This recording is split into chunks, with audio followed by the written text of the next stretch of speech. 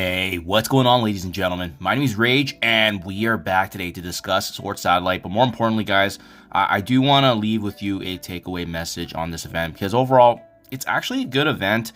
But at the end of the day, guys, it is going to be a roster check, right? Now that the full event is live, guys, in case you haven't checked it out, I've done a video where I've gone through basically the majority of the floors that we were able to practice with. So from floors 1 all the way, I believe, to 47, we're going to be pushing higher and higher and try to see if we can get 49 this time around. As you can see, at time of recording, there's 5 days remaining. But with the 5 days remaining, we were able to hit all the way to 37 last night, given all the teams, right? And this has been, I just want to point out too, before we talk about, obviously the takeaway, is that, this event has been really, really good. Now that you can see the actual leaderboards being live and the rewards here, I've always loved this because they're really, really generous with not just the milestones that you're able to earn, but even the leaderboard itself. This is going to give you an opportunity here, as you can see, for diamond opportunities for Iron Patriot, Captain America, some reds of Black Bolt, which isn't a big deal, but I mean, even ranging all the way to the very bottom here, folks are going to be getting Crimson gear regardless of where they rank, which is, in my honest opinion, pretty awesome. Going to give you a head start here on some Dark Dimension 7 progress, but more importantly, if you're able to land, I think, in this 1,000 to 10,000 range, it's a really good little boost of materials, and again, giving you that chance there for the diamond opportunities for characters, just to further bolstering your roster, right? Now, I also want to talk about the milestones, because this has been a really, really good event, guys. Like, let's not discount the fact that they're giving us, tons and tons of these diamond orb fragments. They're giving us gold. They're giving more crimson gear as you go up higher and higher. And you can just see the number of milestones I've been able to claim so far, going all the way to floor 37. And that we're not even done yet, right? We still have, easily over 30-40 orbs here being available, as you can see, right? Especially if you can get to the very bottom here.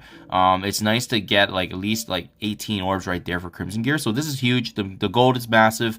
Overall, I love these kind of events because it's an opportunity for folks to push higher and to really get the roster in order to see what's going to matter. But guys, in case you haven't checked it out already too, I made this video a while back in regards to the game and the Endgame kind of platform, is that there's really realistically only about 10 teams you need in the game, and this event cannot be more further proof of that, because at the end of the day, now that I've achieved this floor 37, you can see the enemies that we're up against, right? The diamonds, the gear tier 18s. I mean, it's not going to go any lower than that. And the moment you do persist and go above that floor 40, it's going to be a straight up gear check, right? You can see all these crimson characters we're up against, level 100, gear tier 17, gear tier 19, and beyond, as you can see. And even with my gear tier 18 roster and a couple of crimson members here and there being involved in Dark Dimension 7, we were able to go all the way through floor 47 for last week's practice. So I am going to plan to actually get all this done, but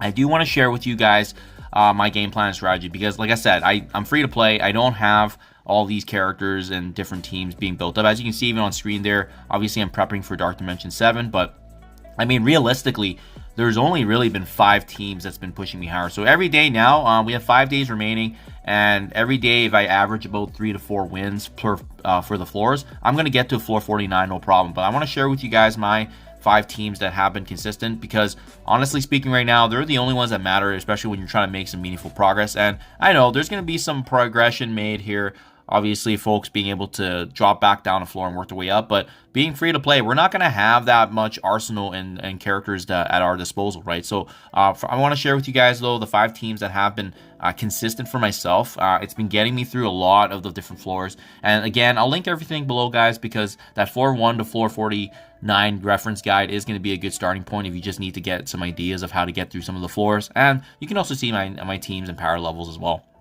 But yeah, obviously it goes without saying, Super Scroll with Secret Defenders is probably one of my best teams. It can take down almost any floor, assuming there isn't a direct counter to one of these characters and combinations. But also, keep in mind, you don't have to have Super Scroll with Secret Defenders in this mixture. It's just how I've slotted it in, so that way you guys can visually see the characters I've built up. We also have my Horseman plus APOC team. It can take down a lot of the different floors that are available. Archangel is probably the odd man out because I can sub him in with different characters. But yeah, Morgan Le Fay, Red Hulk, Rogue with APOC, very, very good. And as you can see, the only one I've brought up to Gear Tier 19 so far is Apocalypse. Same with Super Scroll up here. So there's only a handful of characters, but they've been able to get me all the way through 447. So I hope that's going to hold true again with the live running of this event, obviously. We have Extreme X-Men. This team is exceptionally good, guys. I mean, obviously it helps that I have a Gear Tier 18 Nightcrawler and Gambit, and as well as Forge, but I mean, this 5-piece tandem can take down so many teams, especially floors that you find with Dormammu's or revive mechanics being engaged. And, you know, Cyclops can remove that with his ultimate, which is absolutely massive. Highly recommend. Extreme is needed for raids anyways, for incursion. They're exceptionally good, and once we have Old Man Logan at 5 stars, you bet I'm going to be slotting him into this team. But in the meantime, Extreme does the job, and they can get so much of the floors done, even at these gear tier levels. Superior 6, Sinister 6. This has been a phenomenal team because of their mechanics involved, the turn meter, just the synergies, honestly. And having a Gear Tier 19 Vulture definitely helps boost this team up. This has been able to take down quite a few floors that I was impressed with. Compared to the last time I did Source Satellite, there's only realistically 2-3 good teams I have, but now that I've added Sinister 6 into this mix, now that they're actually built up, they've definitely been clearing a lot of the floors that I've been needing to, especially some of those trickier ones where you have to have the speed advantage against the enemy. Or I love Lizard because he can directly counter Black Cat if we're up against some sort of Secret Defenders mixture. And then finally, guys, last but not least, I have this random mixture, hodgepodge mix down here. They're not actually a team. I just want to show you the plug-and-play characters I'm using right now. So Kang, obviously one of the best offensive options still in the game. His mechanic, just his turn meter, his barrier clear. He's just such a good character. And then also his speed is exceptional as well. We got Kestro being a slotting character to prevent some revives here and there, some summons. Plug-and-play here aspect, which is nice. Val is more of a plug-and-play as well if you need it for some extra protection. It's really nice if you can synergize Val with another exposure character such as Super Skrull or Nightcrawler, but either way, you know, if you can get the abilities off of Val, it's pretty exceptional. We got Spider Weaver. You know, Spider Weaver hasn't been as useful as I thought she would be, but when she is slotted in with the other aspects of Tangle Web, such as 2099 Noir, it's been helpful. But really what's been carrying as this fifth team, if you will, is Black Knight. Black Knight can take down half a floor himself, and having him now at my disposal compared to last time has been exceptional. He can carry a team by himself. You can literally put in some random Gear Tier 17, 18 characters and have Black Knight lead that forefront, and you'll likely get the floor cleared. So these are the 5 teams I've been working for me, guys. In terms of some play aspect, I'm going to be using this to finish and get all the way to 449. Hopefully this helps you guys out. But again, hopefully you can take advantage of all the rewards, because this event is juicy for Crimson Gear. It's amazing for the gold mechanics involved as well. So these are what's been working for myself as I keep climbing higher and higher. And again, I'll link my floor 1 to 49 below if you guys need help. Thank you for your time as always, and I'll catch you guys in the next one.